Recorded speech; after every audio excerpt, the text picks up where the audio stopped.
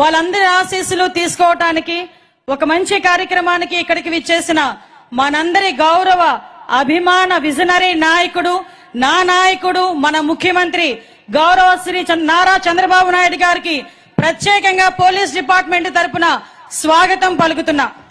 ఎందుకంటే ప్రజా భద్రతే ప్రగతికి పునాది అని నమ్మిన నాయకుడు, రాష్ట్ర అభివృద్ధి ఆ రాష్ట్ర భద్రతా వ్యవస్థ మీద ఆధారపడి ఉంటుందని గట్టిగా నమ్మిన నాయకుడు, రాష్ట్ర అభివృద్ధికి ఎంత పెద్దపీట వేస్తారో రాష్ట్ర భద్రత విషయంలో కూడా రాజీ లేని పోరాటం చేయడమే కాకుండా మొట్టమొదటి దగ్గర నుంచి కూడా ఆయన ముఖ్యమంత్రి అయిన దగ్గర నుంచి కూడా ఈ రోజు వరకు కూడా పోలీస్ వ్యవస్థలో సమూలమైన మార్పులు తీసుకురావడమే కాకుండా టెక్నాలజీని పోలీస్ వ్యవస్థకి ఆపాదించి ఇన్విజిబుల్ పోలీసింగ్, విజిబుల్ పోలీసింగ్ ని కూడా ఈ రోజు పర్యవేక్షిస్తూ ఈ రోజు ప్రజా భద్రతే ధ్యేయంగా అభివృద్ధి లక్ష్యంగా పనిచేస్తున్న మన విజనరీ నాయకుడికి మరొకసారి సభాపూర్వకంగా ధన్యవాదాలు తెలియజేసుకుంటున్నాం.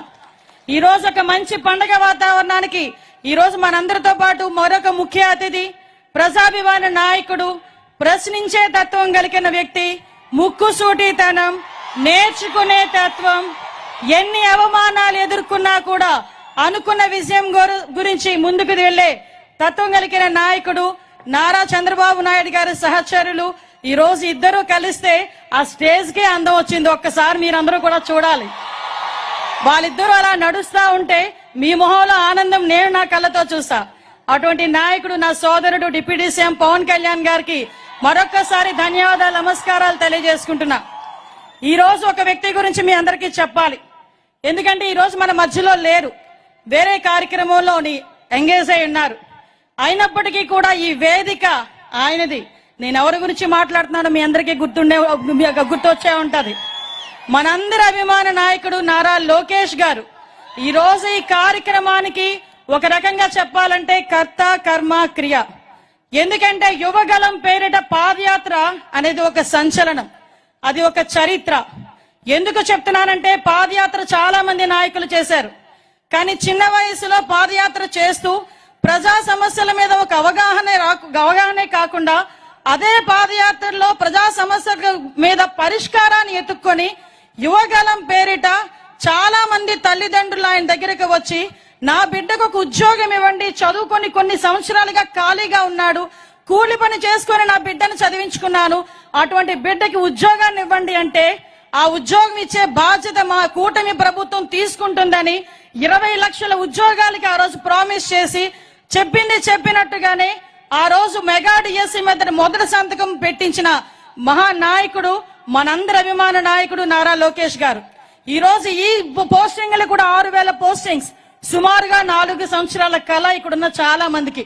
ఎందుకనంటే ఇందాకే వచ్చినప్పుడు సార్ అదేవిధంగా పవన్ కళ్యాణ్ సార్ అన్నారు అందరి మొహంలో నవ్వు కనిపిస్తుందంటే నేను చెప్పాను సార్ సుమారుగా 4 సంవత్సరాల కళ సార్, చాలా మందికి వయసు అయిపోతుందన్న భయం, మళ్ళా తిరిగి మాకు ఉద్యోగాలు వస్తాయా అన్న ఆలోచన, అటువంటి ఆలోచన నుంచి అన్నిటినీ కూడా అధిగమించి ఈ రోజు ఈ పొజిషన్ లోకి తీసుకురావడానికి అందరి కృషి ఈ రోజు గౌరవ సీఎం గారు, డిప్యూటీ సీఎం గారు, మరి ముఖ్యంగా నారా లోకేష్ బాబు గారు, అదేవిధంగా మా పోలీస్ సిబ్బంది అందరూ కూడా ఒక ఏకకంఠంతో కంపల్సరీగా మనం మాట ఇచ్చిన ప్రకారం ఉద్యోగాలను ఇవ్వాలి అని ఆ రోజు కంకణం కట్టుకొని ఈ రోజు ఈ కార్యక్రమానికి శ్రీకారం చుట్టాం. ప్రత్యేకంగా ఈ వేదిక తరపున యువగలం రథ సారథి నా సోదరుడు నారా లోకేష్ గారికి ప్రత్యేకంగా ధన్యవాదాలు తెలియజేసుకుంటూ ఈ రోజు పోలీస్ వ్యవస్థలో సమూలమైన మార్పులు తీసుకురావడానికి గాని ప్రతి ఒక్క పోలీస్ వ్యవస్థకే కాదు ఈ రాష్ట్రానికి వెన్నుముకగా నిలుస్తున్న గౌరవ ప్రధానమంత్రి నరేంద్ర మోడీ గారికి, అదేవిధంగా అమిత్ షా గారికి కూడా ప్రత్యేకంగా ధన్యవాదాలు తెలియజేసుకొని ఈ కార్యక్రమాన్ని ఇంత అందంగా తీర్చిదిద్దిన నా పోలీస్ సిబ్బందికి, ప్రత్యేకంగా మా డీసీపీ గారికి అందరికీ కూడా ప్రత్యేకంగా నేను ధన్యవాదాలు, నమస్కారాలు తెలియజేసుకుంటున్నా. మీ అందరికీ తెలుసు ఈ రోజు ఒక చారిత్రాత్మకమైన రోజు. ఈ రోజు ఒక విషయం చెప్పాలి మీ అందరికీ కూడా, పోలీస్ వ్యవస్థకి తెలుగుదేశం పార్టీకి చాలా అవినాభావ సంబంధం ఉంది. ఎందుకనంటే నందమూరి తారక రామారావు గారు సీఎం గా ఉన్నప్పుడే ఏపీకి సంబంధించి ఒక పోలీస్ అకాడమీని ఆ రోజు స్టార్ట్ చేశాం. ఆ రోజు స్టార్ట్ చేసిన దగ్గర నుంచి అది మిగతా రాష్ట్రాలకి కూడా ఆంధ్రప్రదేశ్ పోలీస్ అకాడమీ అన్నది మిగతా రాష్ట్రాల వాళ్ళు కూడా దాన్ని ఒక ఎగ్జాంపుల్ గా తీసుకొని పెట్టిన సందర్భం. అదే కాకుండా గ్రేహౌండ్స్ లాంటి కఠినతరమైన పోలీస్ వ్యవస్థను కూడా తీసుకొచ్చి నక్సలిజాన్ని అణిచేటట్టుగా చేసిన పరిస్థితి కూడా ఆ రోజు నుంచి స్టార్ట్ అయింది. మీ అందరికీ తెలుసు గౌరవ ముఖ్యమంత్రి గారు చంద్రబాబు నాయుడు గారు ముఖ్యమంత్రిగా ఉన్న ప్రతి సంవత్సరం కూడా డిఎస్సి ఎలా తీసేవారో పోలీస్ కానిస్టేబుల్ ఎస్ఐ రిక్రూట్మెంట్ కూడా అలాగే జరిగేది. 1999 నుంచి 2004 వరకు, అదేవిధంగా 2014 నుంచి 19 వరకు చూసుకున్నా కూడా సుమారుగా 23,000 మంది కానిస్టేబుల్ పోస్టులు తీసిన ఏకైక సీఎం మన చంద్రబాబు నాయుడు గారని చెప్పడానికి నేను చాలా గర్వపడుతున్నా ఈ రోజు. ఎందుకంటే చాలా గవర్నమెంట్లు వచ్చినాయి పోయినాయి కానీ వాళ్ళ స్వార్థాలు చూసుకున్నారు. ఏదో రకంగా మేము నోటిఫికేషన్ ఇచ్చాం కదా మా పని అయిపోయిందని చెప్పి కూర్చున్నారు. ఈ రోజు మీ నోటిఫికేషన్ కూడా సుమారుగా 21-22 ఇచ్చిన నోటిఫికేషన్ కి కోట్ల అడ్డంకి ఉన్నాయని చెప్పి ఆగిపోతే మేము ఇచ్చిన మాట ప్రకారం మేము చేయాలనే ఉద్దేశంతో ఒక పక్క కోర్టుని గౌరవిస్తూనే వచ్చిన ప్రతి అడ్డంకిని కూడా అన్ని రకాలుగానే ఎదుర్కొని ఈ రోజు మీ అందరికీ కూడా నియామక పత్రాలు ఇచ్చే పరిస్థితి తీసుకొచ్చాం. ఈ రోజు ఆంధ్రప్రదేశ్ లో యువతకి పోలీస్ అంటే ఎంత నమ్మకమో, పోలీస్ అంటే ఎంత వాళ్ళకి ప్యాషన్ చెప్పాలంటే 6,600 పోస్టులకి నోటిఫికేషన్ ఇస్తే సుమారుగా 5 లక్షల మంది పార్టిసిపేట్ చేశారు సార్. 5 లక్షల మంది యువత ఈరోజు అప్లికేషన్లు పెట్టారు. అంటే ఎంత మందికి ఈ రోజు ఒక క్రమశిక్షణగా పోలీస్ వ్యవస్థలో ముందుకెళ్లాలని కోరిక ఉందో మనందరికీ కూడా తెలుస్తుంది. మీ అందరికీ చెప్పాలి. ఎందుకంటే ప్రతిసారి కూడా ఒక మెగా డిఎస్సీని ఏర్పాటు చేయడం ఇప్పుడు చంద్రబాబు నాయుడు గారు గవర్నమెంట్ వచ్చిన తర్వాత, ఇంతకు ముందు చంద్రబాబు నాయుడు గారు ముఖ్యమంత్రిగా ఉండేటప్పుడు కూడా ప్రతి సంవత్సరం డిఎస్సీ తీస్తూ అదేవిధంగా కానిస్టేబుల్ పోస్టులు కూడా తీస్తున్నారు. ఈ సందర్భంగా ఈ వేదిక మీద ఒక విషయం కూడా నేను చెప్పాలి. 2001 డిఎస్సీలో నేను కూడా ఆ రోజు టీచర్నే. చంద్రబాబు నాయుడు గారు ఇచ్చిన డిఎస్సీలో నేను ఆ రోజు టీచర్ గా సెలెక్ట్ అయ్యి మళ్ళా అదే మంత్రివర్గంలో ఈ రోజు హోమ్ మినిస్టర్ గా మీ అందరి ముందు నుంచునే ఒక బృహత్తరమైన అవకాశం. అందుకే అంటుంటా నేను ఒకసారి అదృష్టవంతురాలని అని. ఈ రకంగా మీ అందరి ఆశీస్సులు తీసుకునే ఒక మంచి అవకాశం. ఇది ఎంత ట్రాన్స్పరెంట్ గా జరిగిందంటే సుమారుగా 2005 రిట్ పిటిషన్లు వేశారు. అన్నిటినీ కూడా తిప్పికొట్టుకున్నాం. మీ అందరికీ కూడా ఎక్కడ కూడా చిన్న అవినీతికి గాని, ఎక్కడ కూడా చిన్న రికమెండేషన్స్ కి గాని ఎక్కడ తావు లేకుండా ఈ రోజు మీ అందరికీ కూడా ఆ రోజు ఫిజికల్ టెస్టులు చేసేటప్పుడు కూడా టెక్నాలజీనే పర్యవేక్షణాధికారి కింద పెట్టాం గానీ ఒక మనిషిని కూడా పర్యవేక్షణాధికారి కింద పెట్టలే. ఈ విషయం కంపల్సరీగా మీ అందరికీ తెలియాలి.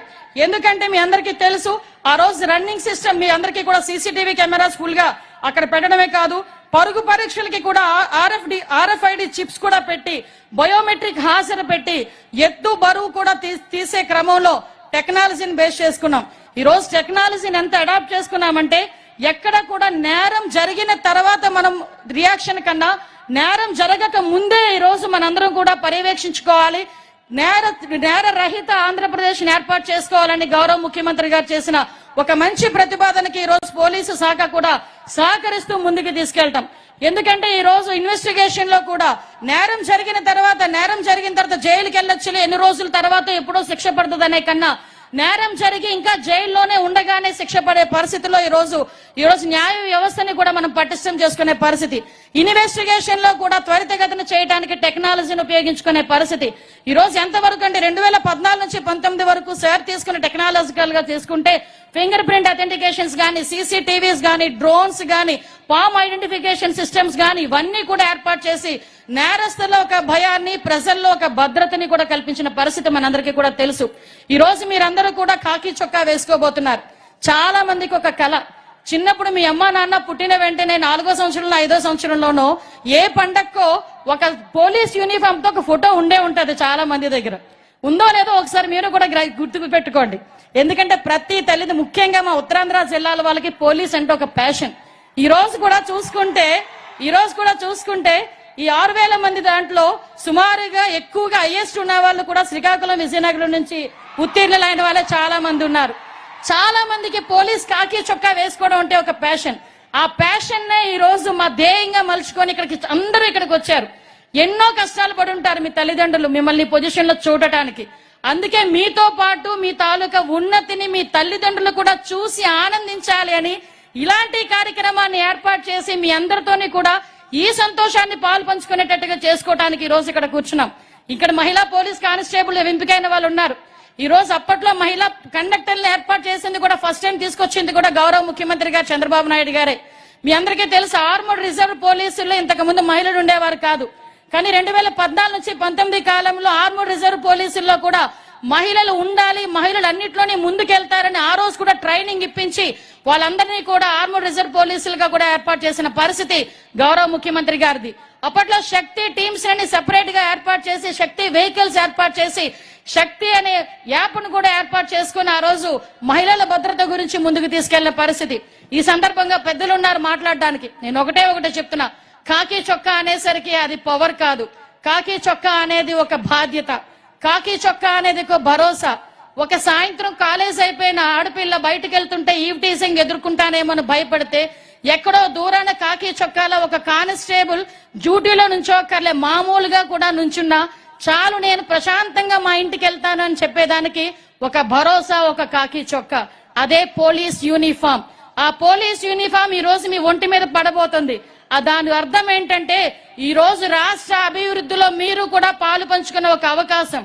భద్రతని బాధ్యతగా తీసుకోవాలి. ఇక్కడికి వచ్చిన తల్లిదండ్రులకి కూడా నేను పాదాభివందనం చేయాలి. ఎందుకంటే పోలీసు ఉద్యోగంలోకి పంపించడం అంటే ఆసామాషి వ్యవహారం కాదు. పగలుండదు, రాత్రి ఉండదు, పండగ ఉండదు, పబ్బం ఉండదు. ఈ రోజు తుఫాన్ వచ్చినా నీ కొడుకు బయటికి వెళ్ళాలి. ఎక్కడైనా ఒక ప్రమాదం జరిగినా నీ కొడుకు బయటికి వెళ్ళాలి. ఒక పండగలో ఎక్కడైనా ఏమైనా ఇబ్బందులు తలెత్తుతాయని భయం వేసినా నీ కొడుకు బయటికి వెళ్ళి ఆ ప్రజలందరికీ కాపలా కాయాలి.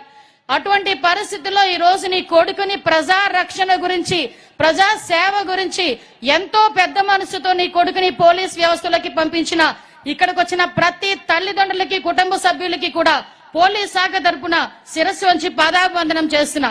మీ అందరికీ కూడా ఒకటే చెప్తున్నా, బాధ్యతగా భరోసాగా పనిచేయండి.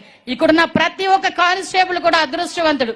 ఎందుకంటే ఒక విజనరీ నాయకుడు, ఒక ప్రజా నాయకుడు ఇద్దరి దగ్గర కూర్చొని మీరు అపాయింట్మెంట్ ఆర్డర్స్ తీసుకోవడమే కాదు, మీ శిక్షణ పూర్తి చేసుకుని 9 నెలల శిక్షణ పూర్తి చేసుకుని ఒక మంచి పోలీస్ గా బయటకు వచ్చి ఈ రాష్ట్ర అభివృద్ధికి, ఈ రాష్ట్ర భద్రతకి, ఈ రాష్ట్ర భరోసాకి ప్రజలందరికీ కూడా నమ్మకంగా మంచి పేరుతో మీరు మీ తాలూకా బాధ్యతను నెరవేర్తించాలని మనస్ఫూర్తిగా కోరుకుంటూ మరొకసారి మీ అందరికీ కూడా పోలీస్ కుటుంబంలోకి స్వాగతం పలుకుతూ మంచి అవకాశం ఇచ్చారు. నాకు ఇది నిజంగా ఇది ఒక చరిత్ర.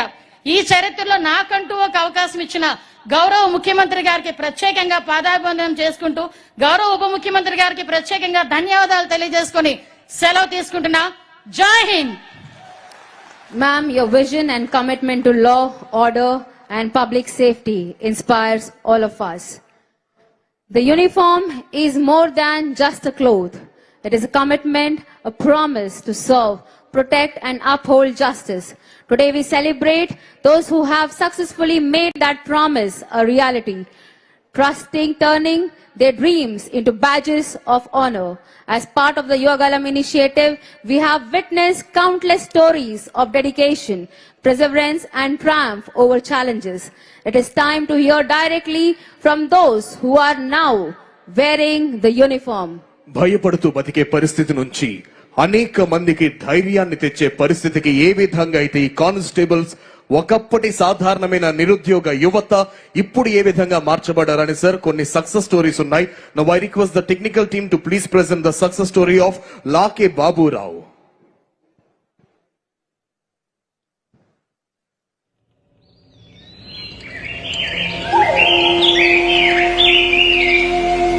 ఎప్పుడూ ఒప్పుకోవద్దు ఓటమి.